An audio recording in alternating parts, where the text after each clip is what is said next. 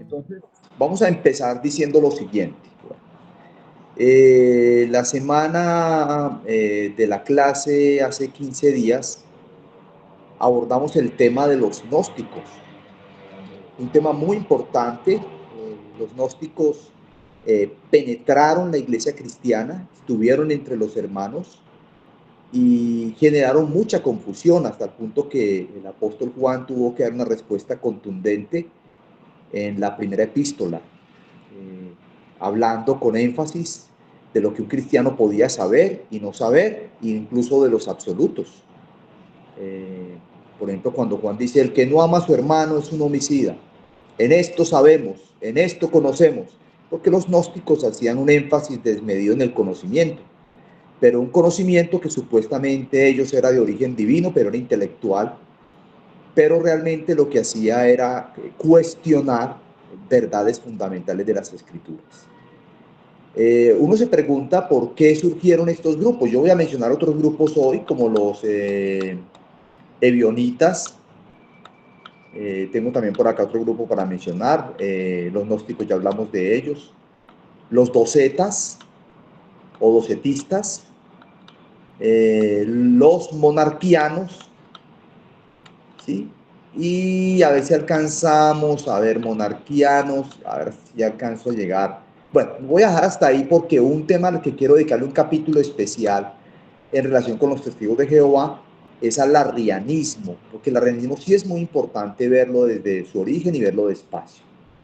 Bueno, entonces vamos a empezar hablando de este grupo llamado los ebionitas, con B larga, ebionitas. Bueno, este grupo de los ebionitas es un grupo que nace prácticamente en los tiempos del cristianismo. Es una de las primeras corrientes que generó una influencia dentro del pueblo cristiano, y la palabra ebionita se deriva del hebreo ebim, que significa pobre. Estas personas parece ser por algunos escritos, porque no hay mucha información sobre ellos, eran vegetarianos y consideraban que llevar una condición pobre o humilde era muy importante. Los ebionitas, ya saben por qué se llaman así, se dividían en tres grupos, tres grandes grupos. Voy a hablar voy a hablar solamente un resumen de ellos. Primero, estaban aquellos cristianos judíos que demandaban una completa observancia de la ley por parte de los creyentes. Entonces, recuerden ustedes que cuando la iglesia comienza, el Nuevo Testamento todavía no se escribió, y el canon, o sea, los 27 libros del Nuevo Testamento, no estaban en las manos de los creyentes. Incluso estaba en discusión si algunos sí eran inspirados o no. Que Apocalipsis sí, que Hebreos no, que Primera de Pedro no. Entonces habían discusiones sobre qué de esos libros realmente provenían de los primeros discípulos o apóstoles del Señor. Si no hay un canon, pues está claro que iba a surgir maestros que iban a enseñar desde su punto de vista lo que ellos pensaban, porque pues al no existir las escrituras y no estar la iglesia en poder de ellas, pues había preguntas que responder, ¿cierto? ¿Quién es Jesucristo? ¿Qué relación tiene Jesús con Dios, con la eterna deidad? ¿Qué relación tiene lo que Jesús enseñó con las leyes rituales del Antiguo Testamento? Tengan en cuenta que había un choque entre lo que Pablo enseñaba acerca de la ley y lo que los judíos creían. Incluso hay que reconocer que en el mismo seno del cristianismo había dos corrientes que el Señor permitió. Una dedicada exclusivamente a los judíos, y otra, la que fue llamado el apóstol Pablo, dedicada exclusivamente a los no judíos. Entonces, esto fue aprobado por el Señor y fue Pablo la persona llamada por Dios para traer el evangelio a los gentiles. Pero evidentemente en la otra corriente, que estaba Pedro y Santiago, Evidentemente, la carga sobre lo que significaba el judaísmo era muy fuerte. Estaban en un proceso de transición y tratando de comprender qué era lo que el Señor quería realmente hacer en el contexto de la iglesia. ¿Qué iba a pasar con la ley? ¿Qué iba a pasar con el sábado? ¿Qué iba a pasar con los sacrificios del Antiguo Testamento? Llegado Jesús, ¿cómo replantearía el pueblo cristiano estas enseñanzas y más el pueblo judío? Entonces, ese primer grupo de los ebionitas, que los llamamos como cristianos judíos que demandaban una completa observancia de la ley, eh, incluía otros grupos que guardaban la ley estrictamente sin exigir que otros lo hicieran. O sea, había unos judíos ebionitas que decían, bueno, vamos a guardar la ley, pero no se la vamos a imponer a otros. Digamos que ese fue un grupo más moderado. Habían otros ebionitas, el segundo grupo, que eran llamados cristianos judaizantes, de los cuales encontramos referencias en las escrituras, que consideraban a Pablo como un falso apóstol, un falso profeta, un apóstata, uno que negó la ley mosaica y que dijo que no era necesario que los cristianos fuesen circuncidados y guardasen la ley estrictamente. O sea, estos judaizantes consideraban que Pablo era su enemigo y más bien habían asumido una actitud de cercanía con el apóstol Jacobo. ¿Sí? Estos llamados cristianos judaizantes también consideraban a Cristo como una criatura. Aquí estamos hablando otra vez del tema de la deidad, ¿no? Entonces, estos judaizantes decían, Jesús no es Dios, Jesús es una criatura. Y además, no nació de una virgen. Su nacimiento no fue virginal. Él es el fruto de la relación sexual de José con María. Como ustedes pueden ver, las enseñanzas que salieron en esa época, cuando no estaban las escrituras aún completas, pues ameritaban una respuesta de parte de la iglesia. Pero ya vemos pues que en los ebionitas había varias corrientes. Y la tercera corriente, unos que eran de tendencia más bien filosófica y que pensaban que Jerusalén era el centro del mundo religioso y practicaban una especie de asceticismo estricto. Creían que Cristo también era una criatura, pero como el Señor de los ángeles. Incluso creían que el Espíritu Santo lo consideraban un ángel de sexo femenino que acompañaba a Cristo. Imagínense, por ejemplo, esas enseñanzas que para nosotros en este tiempo suenan muy raras, como así, que Jesús era una criatura, que era el Señor de los ángeles y que el Espíritu Santo era un ángel de sexo femenino que acompañaba a Cristo. Como ustedes pueden ver, no la tuvo fácil los primeros cristianos para poder dar respuesta a estas especulaciones que se hacían para poder responder a esas preguntas. Los distintos grupos ebionitas tenían en común, sin embargo, que se adherían o más bien guardaban la ley mosaica y exigían por lo menos que los judíos guardaran la ley, aunque veían a los gentiles con buenos ojos. También tenían la tendencia a interpretar a la persona de Cristo como un mero hombre privilegiado por el descenso del Espíritu Santo sobre su persona a la hora de su bautismo. Ellos dicen, en estos ebionitas se ve una enseñanza que dice que Jesús llegó a ser el Hijo de Dios cuando el Espíritu Santo vino sobre él en su bautismo.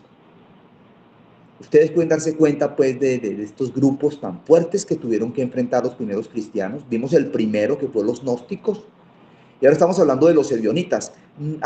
Se considera que los ebionitas más o menos estuvieron hasta el siglo V. Las referencias que hay son muy pequeñas, entonces realmente no hay como un documento que nos hable con detenimiento de este grupo de los ebionitas.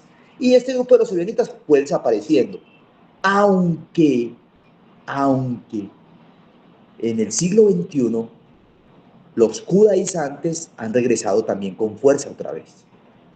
Y dentro de estos judaizantes también están aquellos que creen que Cristo solamente es una criatura y que niegan su nacimiento virginal. O sea que podríamos decir que los ebionitas en el siglo XXI también están presentes de una u otra forma.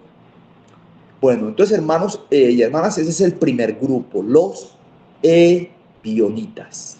No sé si quedó claro, tienen alguna duda, alguna pregunta, por favor. Nasli y la hermana que está acá también, donde dice Luis Hernando. Qué pena que se me olvida el nombre. María Lilia, gracias, hermano. Doña Lilia, cuénteme. Y Nasli, ¿quedó claro lo de los ebionitas? Para mí, sí, señor. Sí, Bueno, entonces señor, muy para mí también. correcto. Entonces ya sabemos que están muy relacionados con los judíos y que lo que caracterizaba a los ebionitas era el guardar la ley mosaica. Ustedes recuerdan la dificultad que tuvo Pedro y el problema que tuvo con Pablo en Gálatas. ¿Se acuerdan ustedes cuando Pablo regaña públicamente a Pedro? Porque Pedro viene con los judíos y cuando está con los gentiles se hace como el loco, no quiere como tener mucho contacto con ellos, y a Pablo le da rabia eso y le pega una vaciada delante de los hermanos, incluso escribe una carta y dice que Pablo fue llevado por la hipocresía, y el mismo Bernabé. Pablo tenía muy claro que el Señor de ambos pueblos hizo uno, pero hermanos, también tenemos que entender una cosa, no era fácil para los judíos hacer ese paso de transición. Tengan en cuenta que la sinagoga los había marcado desde niños y las enseñanzas de la ley estaban en su cabeza. ¿Y cómo ajustar esas enseñanzas de la ley al contexto de Cristo? Era todo un desafío y todo un reto. Bueno, después vinieron los gnósticos muy a la par con esta corriente de los ebionitas. Nosotros ya hablamos sobre los gnósticos, no me voy a dedicar mucho tiempo. Los gnósticos eran dualistas, los gnósticos consideraban que el cuerpo era bueno o era malo. ¿Quién recuerda? A ver, ¿el cuerpo era bueno o era malo? ¿Qué decían los gnósticos? Profe, la verdad, yo no estuve hace 15 días. Bueno, pero si escuchó la grabación, hermana, ¿o no? No, profe, no la escuchaba Bueno, realmente. entonces, Y le hermana, cuento los que las otras, gnósticos, profe, las dos compañeras mías, doña Livia y doña Vilma, ellas no se pueden conectar porque tienen una actividad en la iglesia. pero no hay problema, esperemos que la grabación les pueda como aclarar un poquitico la situación. Pero yo les recomiendo, hermana Nasli y hermana Lilia, que por favor repasen la grabación que Alexandra ya la subió al grupo de los gnósticos. Este es un tema muy interesante porque los gnósticos, los gnósticos eran como una especie de licuadora religiosa, se lo voy a poner así.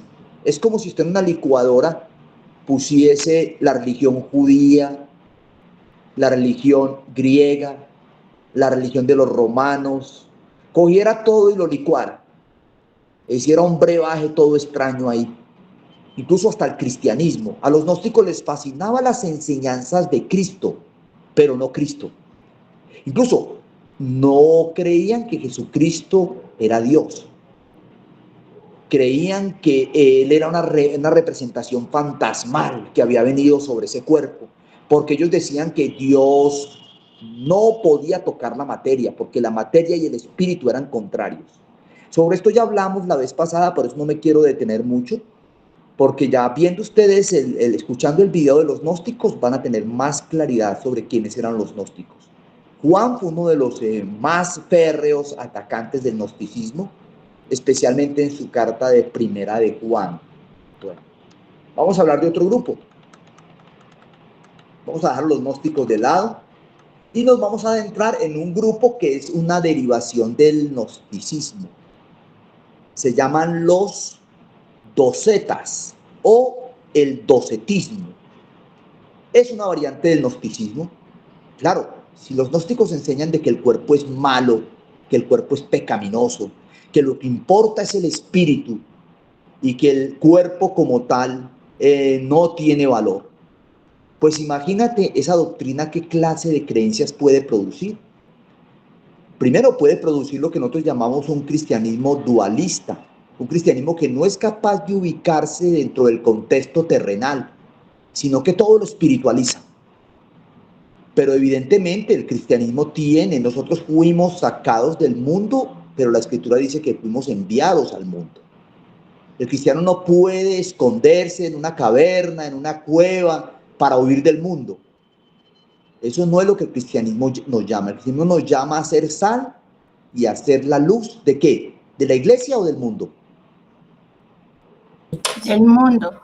Del mundo. O sea que estamos en el mundo, aunque no somos del mundo, para dar testimonio de Jesucristo, el que Dios ha enviado y del único Dios verdadero. Entonces, la iglesia no puede evadirse de su responsabilidad frente al mundo. Y esa responsabilidad se tiene que ver reflejada no solamente en un carácter piadoso, sino también en unas obras piadosas. O sea, las buenas obras que Él preparó de antemano para que anduviésemos en ellas, como dice Pablo en una de sus epístolas. El cristiano, por eso, si ustedes observan a Jacobo es muy enfático al decir, así como el cuerpo sin espíritu está muerto, así la fe sin obras está muerta. Las obras no salvan, pero las obras ponen en evidencia al que es salvo. ¿Sí? La iglesia impactó en el siglo I porque dice que tenía cuidado de todo el pueblo. O sea, en otras palabras, la iglesia entendió la necesidad de apoyar al pobre, de apoyar al enfermo, de apoyar a la viuda, que eso era una enseñanza que estaba en todo el Antiguo Testamento. El cristianismo entendió la necesidad de asumir un compromiso público con las necesidades de la gente. Incluso cuando Pedro presenta a Jesús en el libro de los Hechos, dice de cómo Jesús fue haciendo bienes. Ustedes recuerdan que el Señor Jesús resolvía necesidades sentidas, por ejemplo, el hambre, cuando multiplicó los panes, pero apuntaba a la necesidad real. Ambas cosas son importantes. Un cristianismo que apunta solamente a lo espiritual y no resuelve las necesidades del hermano es un cristianismo contradictorio. Por eso Juan dice, si alguno ve a su hermano padecer necesidad y cierra contra él su corazón, ¿cómo mora el amor de Dios en él? ¿Cómo puedes decir que tú amas a Dios a quien no has visto y no amas a tu prójimo a quien ves? Entonces está claro que el cristianismo es un desafío a entrar en contacto con las realidades del ser humano, no a evadirse, no a refugiarse, no a espiritualizar. ¿Lo espiritual está en la Biblia? Claro que sí, pero evidentemente ese gnosticismo que separaba lo espiritual de lo material también afectó a los cristianos. Incluso el contacto con la filosofía griega, especialmente con Platón, que enseñaba que el cuerpo era la cárcel del alma, o sea, el cuerpo era malo. Y Pablo por allá en unos pasajes hace énfasis sobre que hay cristianos que tratan duramente a su cuerpo, creen que tratando a su cuerpo, sometiéndolo, porque es la cárcel del alma, podrían liberarse de eso. Entonces, el problema del mundo no es que esté afuera, el problema del mundo es que con nuestra carne también ese mundo es atraído y seducido. Bueno, muy bien. Entonces los docetas, el nombre procede del vocablo doqueo, que significa dar la apariencia de algo. Los docetas afirmaban de que el nacimiento de Cristo, el cuerpo de Cristo, la muerte de Cristo, era una apariencia ilusoria. Realmente era una apariencia. No sucedió en la realidad. ¿Cómo le parece lo peligroso esta enseñanza? Cristo solo asumió una forma visible como una visión transitoria para revelarse a sí mismo a los sentidos naturales del hombre, pero el que estaba ahí era una imagen fantasmal, no se podía ver ni tocar. Pero ustedes recuerdan, esto lo dijimos en la clase de los gnósticos, que cuando Juan habla de Jesús en primera de Juan 1, 1, 2, ¿qué dice? ¿Quién me lee ese pasaje? Primera de Juan 1, 1, 2. Alguien que se anime, a ver, los dos que están acá, Nasli o Lilia.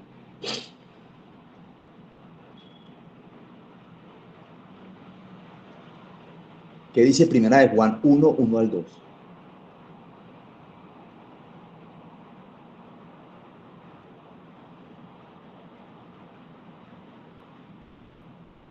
¿Sí lo tienen ahí a la mano?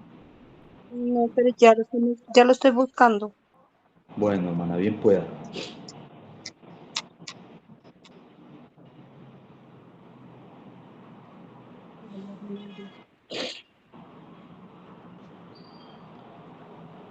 Primera de Juan, primera epístola del apóstol Juan. No el Evangelio. Profe, que se me descuadró. Sí, ya lo tengo, hermano. Dale, hermano, bien pueda. Lo que hemos...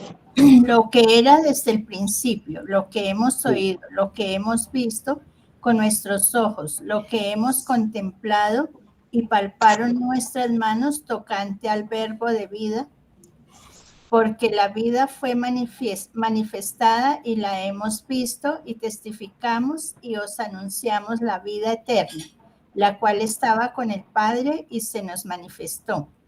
Bueno, hasta ahí, hasta ahí. Entonces, hermana, observen lo siguiente. Juan está diciendo lo que era desde el principio. Se está refiriendo al verbo, a Jesús. Pero miren la frase que sigue. Lo que hemos palpado, lo que hemos visto con nuestros ojos. ¿A qué se refiere entonces Juan? ¿Que Jesús era una figura fantasmal o ilusoria o que era una figura real? Era una persona real. ¿Qué está diciendo Juan ahí? Una persona real. Eso, de carne y hueso. Incluso cuando Jesús resucita le dice a los discípulos, tocadme y ved que yo mismo soy. Un espíritu no tiene cuerpo y huesos como ves que yo tengo. Y está hablando de su cuerpo resucitado. Cuerpo y huesos, ¿no le parece? Entonces eso es muy interesante porque la resurrección de Jesús, incluso su resurrección, fue fantasmagórica. Fue fantasmal, fue una apariencia. Ellos lo pudieron tocar, lo pudieron mirar. Incluso les dijo, ¿qué tienen por ahí para comer? Comió delante de ellos. Entonces esto es muy importante porque los docetistas, como despreciaban la materia, decía, es imposible que Dios asuma una forma humana porque el cuerpo humano es malo.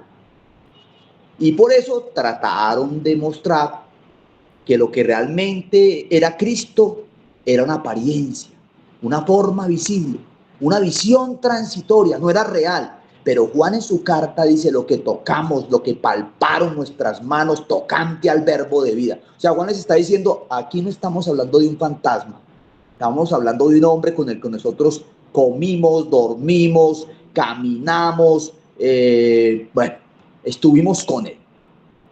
El docetismo viene del gnosticismo. Es una influencia del gnosticismo que desprecia la materia. Y bueno, ese docetismo también tuvo su efecto y sobre el concepto de la deidad de Cristo. ¿Sí? El docetismo negaba la doctrina de la encarnación de Cristo. Por eso es que Juan dice que el anticristo es el que niega que Jesucristo no ha venido en carne. ¿Qué quiere decir Juan cuando dice que el anticristo niega que Jesucristo no ha venido en carne? Lo que quiere decir es que no se hizo hombre, no tomó un cuerpo, porque Dios no puede tomar la materia porque la materia es mala. Eso decían los docetistas. Entonces rechazaban la doctrina de la verdadera humanidad de Cristo. Y debido a que Cristo era considerado como una emanación de Dios, el docetismo reducía la deidad de Cristo y en realidad destruía la personalidad histórica de Cristo. Al no concederle un cuerpo real, los docetistas tenían que negar la realidad de la crucifixión. Claro, si él no tenía un cuerpo real, entonces, ¿quién fue el que murió en la cruz? Un fantasma. Ven, hermanos, las luchas tan tremendas que los cristianos tuvieron que enfrentar. O sea, que el Redentor ni era un hombre real, ni Dios absoluto, según la herejía de los docetas. Ni murió en la cruz, ni resucitó de los muertos.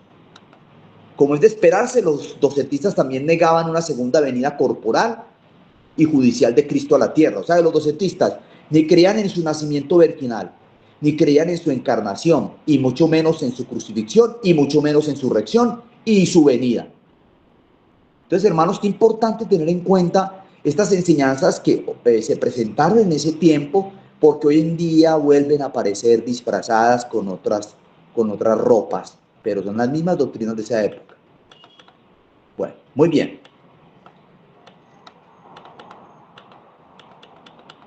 Vamos a hablar del monarquismo.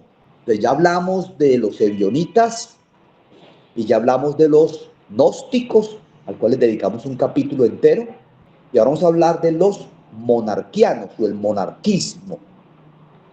Esto tiene que ver con la persona de Dios. Acuérdense ustedes que los cristianos se hacían una pregunta. Bueno, este Dios que hizo los cielos y la tierra en Génesis 1, ¿qué relación tiene con el Jesús que nació en Belén? ¿Son los mismos? ¿Son diferentes? Entonces aparece una nueva corriente llamado el monarquismo. Aparece en el siglo primero y segundo, más o menos entre el 150 y el 220 después de Cristo. Estos grupos monarquianos eran antitrinitarios, no creían en la Trinidad. Y los monarquistas también recibieron el nombre de unitarios, a causa del énfasis que daban a la unidad numérica y personalidad de la deidad. O sea, ellos decían, la Biblia dice, oye Israel, el Señor nuestro Dios, uno es. Y como es uno, solamente existe un Dios. No pueden existir tres dioses. Pero ¿cómo explicamos quién es el Hijo y quién es el Espíritu Santo? Si la Trinidad no existe ni es real, entonces, ¿quién es Jesús y quién es el Espíritu Santo? Entonces, los monarquianos tenían que explicarlo. Y había dos corrientes. Así como los ebionistas tenían tres corrientes, los monarquianos tenían dos corrientes. Estaban los racionalistas o dinámicos.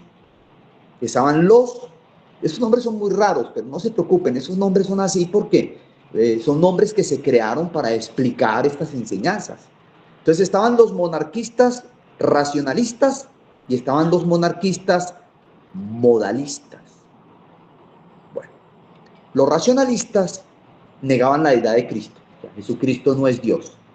Lo consideraban como una fuerza o poder, mientras que los modalistas identificaban al Hijo con el Padre, negando así la pluralidad de personas en la deidad. En otras palabras, los modalistas decían, el Hijo no es diferente al Padre.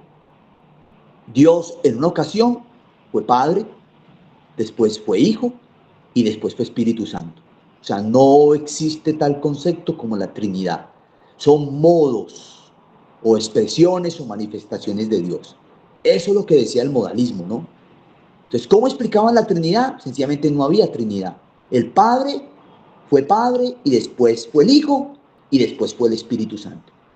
Pero claramente nosotros vemos que la Trinidad nos muestra a nosotros que hay esencia, son un solo Dios, pero hay diferencias y sustancia entre ellos.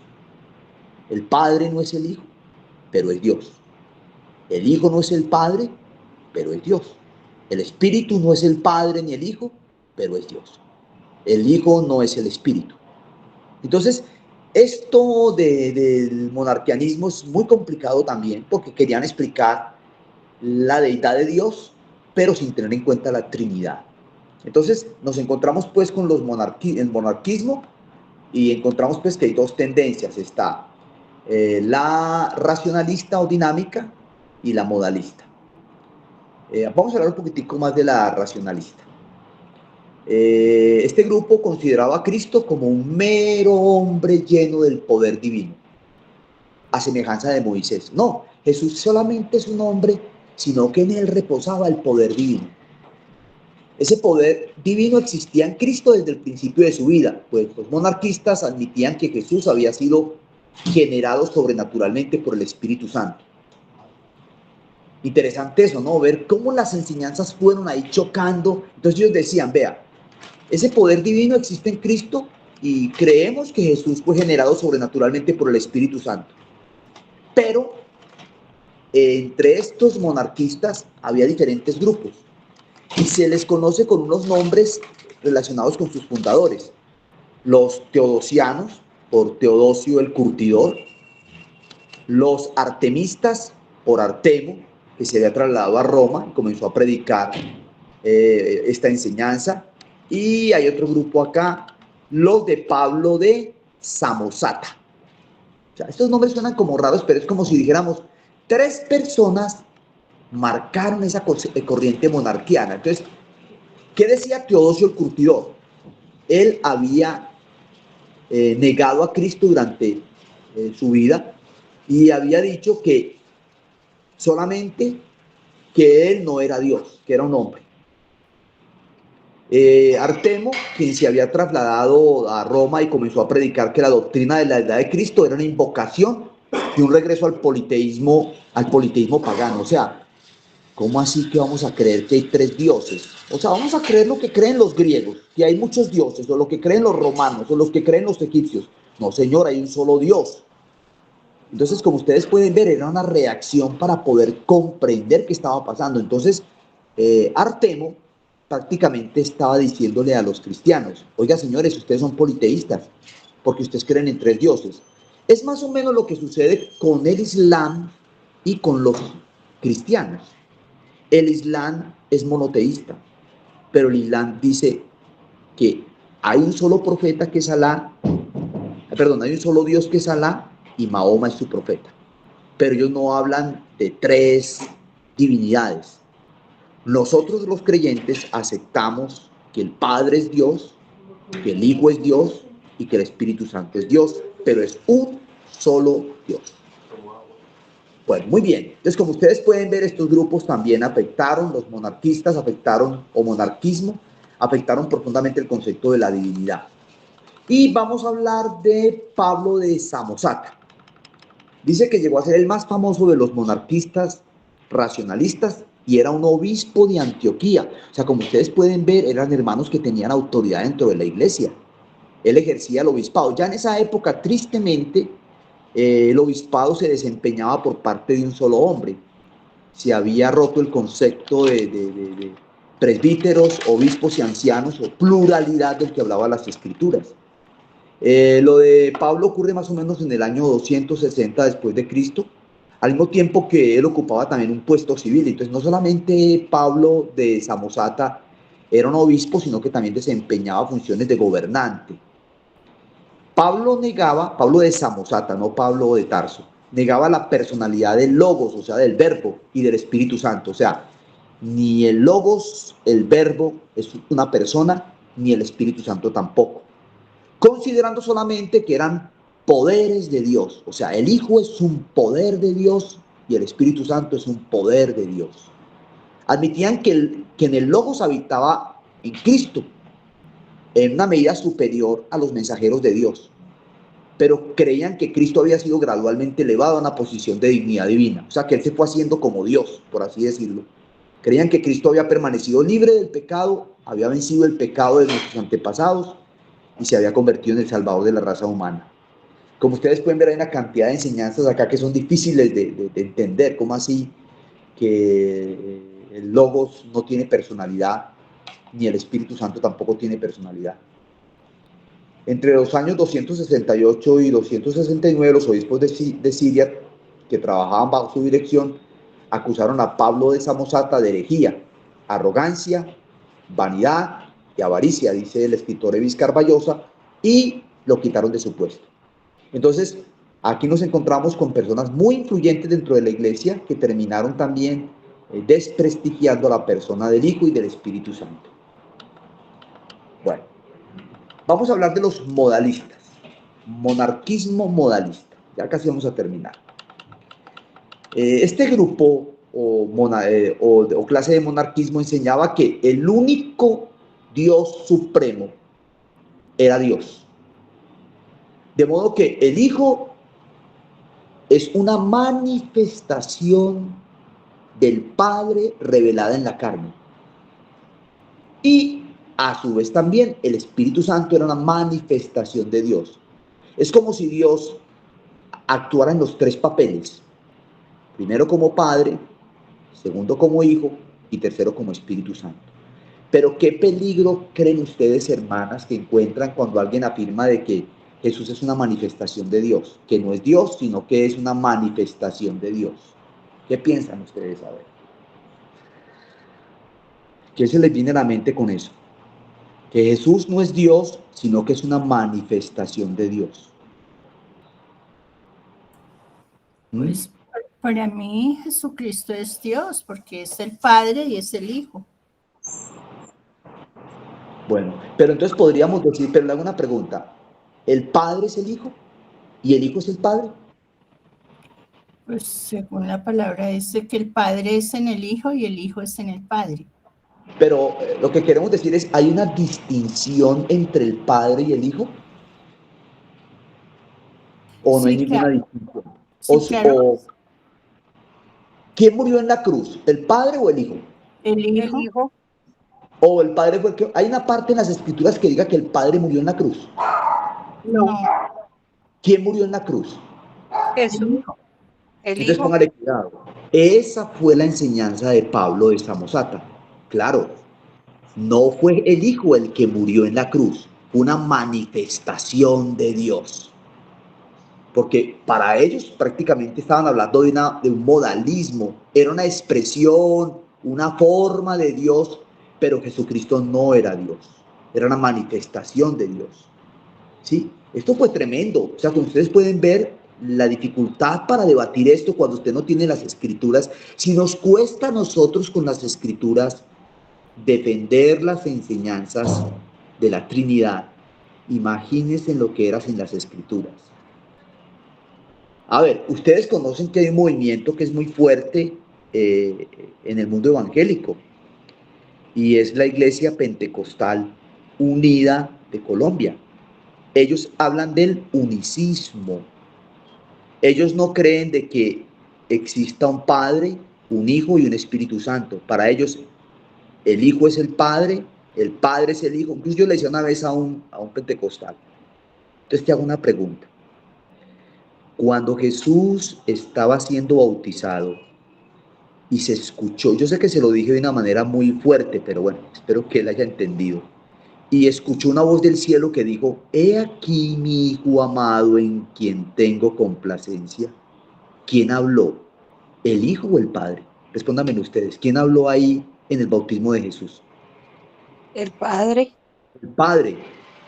Entonces, si decimos que el Hijo y el Padre es lo mismo, entonces yo sé que es una expresión muy fuerte. Entonces el Hijo era ventríloco, ¿o qué? O sea, la voz que se escuchó era la misma voz del Hijo llamándose a sí mismo que era el Padre. No, la Escritura nos muestra claramente que el Padre es el Padre, el Hijo es el Hijo y el Espíritu Santo es el Espíritu Santo. Tres personas distintas, un solo Dios verdadero. Esa es la doctrina trinitaria. Soy consciente que está siendo muy atacada hoy en día. Hay muchas corrientes que están atacando fuertemente el concepto de la Trinidad, de que el Padre es Dios, el Hijo es Dios y el Espíritu es Dios. En esencia son uno solo, pero su personalidad es diferente. El papel y la labor del Espíritu Santo es muy distinta a la labor del Hijo. Aunque están relacionadas las funciones de ellos, está claro la diferencia entre el Espíritu Santo, el Padre y el Hijo. ¿Sí? Por ejemplo, en esa época del monarquismo modalista, varios nombres se mencionan como exponentes de esta corriente. Por ejemplo, Praxeas, que procedía de Asia Menor, pero se trasladó a Roma. Allí procuró la condenación de otra corriente que después miraríamos más adelante, que es el montanismo, pero no quiero hablar de ella ahora, ¿cierto? Bueno, entonces, aquí estamos viendo esas corrientes que fueron afectando al cristianismo, desde los ebionitas, los gnósticos y los monarquianos. La última corriente que la vamos a dejar para la semana entrante son los arrianos, porque el arrianismo está muy relacionado con lo que enseñan los testigos de Jehová, que Jesús es inferior al Padre, que Jesús es una creación de Dios, es una criatura. De todos los hijos que Dios tiene, su hijo privilegiado es Jesús, pero él no es Dios, es una creación de Dios. Pero eso lo miraremos pues posiblemente en la última clase que tengamos. Entonces, quiero cerrar ahí, quiero saber qué preguntas tienen, qué inquietudes les quedaron, si quedó claro el tema, si quedó enredado. A ver, yo les envié con Alexandra un documento, creo que es este libro que tengo aquí abierto en este momento, del cual estoy tomando la lección, que se llama La Deidad de Cristo por Evis L. Carballosa. Por favor, tengan muy presente ese libro porque desarrolla todo el tema de la deidad en 122 páginas, si no estoy mal. Sí, 122 páginas. ¿Sí? Se dedica a hablar de la deidad de Cristo. Porque la deidad de Cristo no solamente fue atacada en el siglo I y en el siglo II. más adelante también fue cuestionada. Entonces esto es muy importante para nosotros. La deidad de Cristo es muy importante porque tiene que ver con quién es Jesucristo. Y para nosotros los cristianos, Jesucristo es Dios. Así como el Padre es Dios y así como el Espíritu Santo es Dios. No son tres dioses. Como decimos y concluimos con el credo universal. Tres personas distintas, un solo Dios verdadero. Ese es el concepto trinitario que está siendo tan atacado hoy en día. Preguntas, por favor. ¿Qué preguntas tienen? Nasli, ¿qué dices? No, señor. Nasli, ¿quedó claro el tema? ¿Quedó muy enredado? ¿Se Pues la entendió? última parte fue la que no me quedó así como muy clara en lo de los monarquianos. Ah, la de los No, monarquianos. Bueno, a sí. ver, voy a explicar, a ver si puedo explicarlo con un tema, a ver si puedo hacerlo como más sencillo para explicar, para entender. A ver, supongamos que yo tengo una silla con patas y entonces digo, esta es una silla con patas, pero si le quito las patas, se convierte en un banco. Y si le quito el banco, se convierte en una plataforma sola en la que yo me puedo parar, pero es una sola silla. Eso es lo que los monarquianos estaban diciendo. No existe un Dios llamado Jesús, ni un Dios llamado el Espíritu Santo. El Padre tomó la forma de un Hijo y después tomó la forma del Espíritu Santo. Pero eso es unitarismo. El unitarismo. Es como si Jesús fuese una manifestación o una expresión de Dios. Pero la Biblia dice que aquel verbo fue hecho carne y habitó entre nosotros. Y vimos su gloria. Y nos lo presenta como Dios. Yo sé que es un poquitico difícil de entender por los conceptos que utiliza, ¿no? Monarquismo racionalista y monarquismo modalista. Pero bueno, entendamos que lo que los monarquianos decían era que Jesucristo no era Dios ni el Espíritu Santo era Dios. Dios se manifestó en una persona llamada Jesús, pero era el mismo. Y se manifestó en un Espíritu Santo, pero era el mismo. No establecen diferencia entre ellos. Pero para nosotros está claro que el que murió en la cruz no fue el Padre, fue el Hijo el que murió en la cruz. Fue el Padre el que entregó al Hijo. Y es el Espíritu Santo el que aplica todos los valores de la obra de Cristo. Bueno, yo les recomiendo, hermana Nasli, que por favor, yo creo que Alexandra les envió el libro. Lean el capítulo, creo que ese tema del que estaba yo compartiendo ahora, por favor lean el capítulo, si no estoy mal, a ver, yo miro acá en el índice. El capítulo 1, ¿sí? El capítulo 1 que se llama Las primeras herejías acerca de Cristo. Ebionitas, gnósticos, docetas, monarquianismo y después seguirían los arrianos. Hay otras más, pero pues los arrianos los vamos a tratar despacio también. Entonces, no sé si hay más preguntas ahí, por favor. No, señor. Lidia, ¿tienes preguntas? Bueno, recomiendo por favor que vean el video sobre los gnósticos. Yo soy consciente que el estudio de estas sectas es muy complicado porque son nombres muy raros, pero tenemos que esforzarnos un poquitico para entenderlos, ¿sí? Yo soy consciente que nosotros como cristianos pues tenemos claro la enseñanza de la Trinidad, pero seamos muy conscientes que estas sectas pueden otra vez vestirse con otro ropaje en el siglo XXI. ¿Y qué vamos a decir cuando alguien nos diga, no, Jesucristo no es Dios?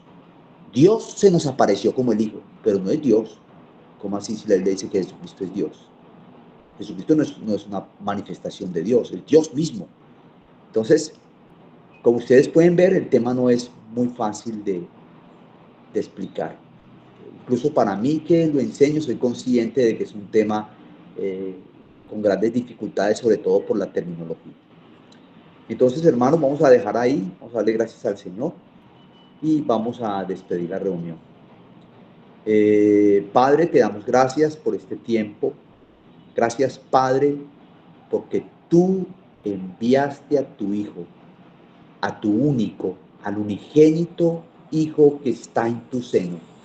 Lo enviaste y Él se hizo carne y tomó forma humana y vimos su gloria.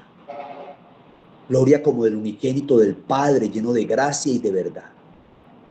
Gracias, Padre, por el Espíritu Santo que fue enviado por ti como una promesa que le hiciste al Hijo, porque Él es el Espíritu Santo es el Espíritu de la promesa, y tú habías hecho una promesa a Abraham, y desde allí, desde el tiempo de Abraham, esa promesa era el Espíritu Santo, fue enviada del cielo, y si me fuere y os prepararé el lugar, vendré otra vez y os tomaré a mí mismo.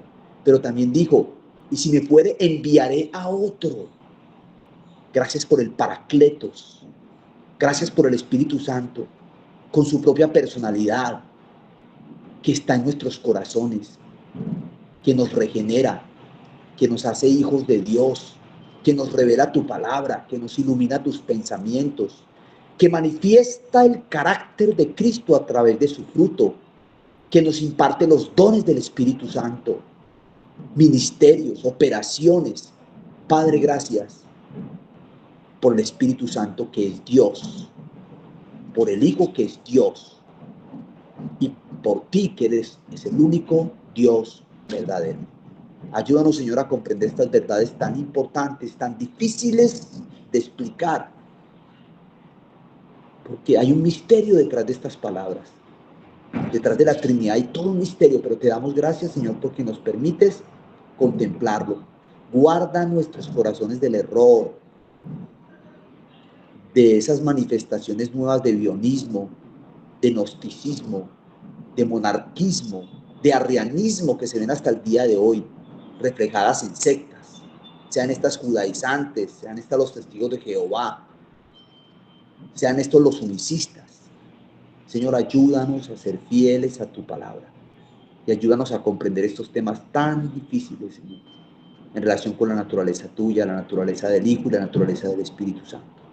Te damos gracias por este tiempo en Cristo Jesús. Amén y amén. Amén.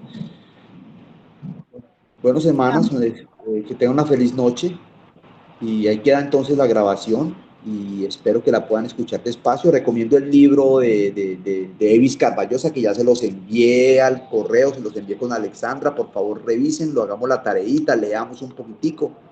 La deidad de Cristo, ¿sí? Por Evis Carballosa. Evis Carballosa lo conozco personalmente, es un teólogo español, muy brillante, un gran maestro de la palabra, junto con Samuel Pérez Millo, son compañeros, y otro hermano creo que ya falleció, Francisco Lacueva.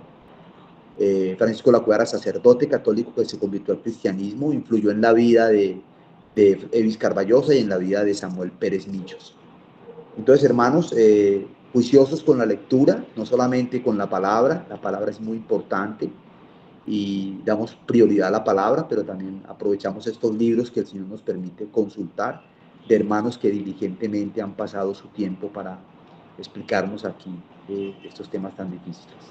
Entonces, mis hermanos, una feliz noche, que el Señor les bendiga y muchas gracias. Amén.